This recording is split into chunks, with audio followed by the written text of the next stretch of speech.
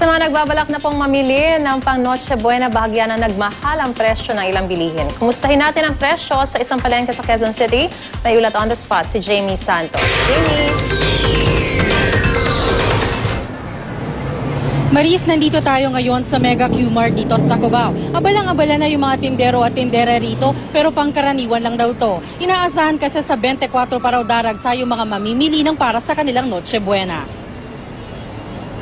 Dito sa Mega Q-Mart, wala namang gaanong paggalaw sa presyo ng bilihin, partikular sa mga pangunahing handa sa Noche Buena. Tulad na lamang ng ginagamit na pangmorcon, roast beef at mechado. Nananatili itong nasa 300 pesos kada kilo. Ang sirloin, 300 din kada kilo. 190 per kilo naman ang liempo. Ang kasim na ginagawang barbecue at menudo, nasa 180 pesos kada kilo.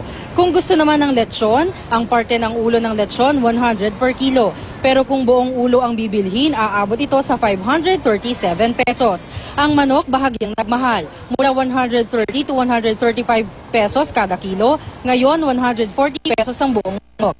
Drumstick at chicken wings, nasa 140 pesos kada kilo.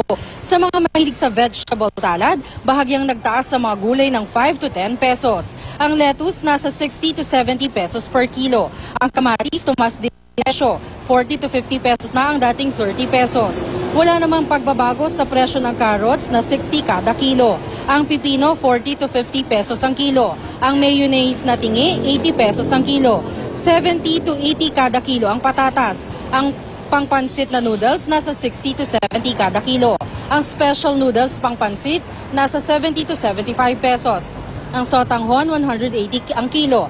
Ang spaghetti noodles, nasa 60 to 110 pesos. Siyempre, di mawawala sa hapag ang dessert, ang fruit cocktail sa lata, nasa 60 to 70 pesos ang bentahan, depende sa size.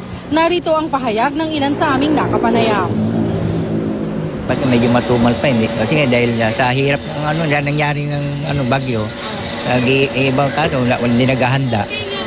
Ayun, kinukontrola nila yung paghahanda nila. Kung ano lang kaya bigyan nila, yun lang. Medyo matumal kasi yung iba gusto nila siguro 24 na lang mamili.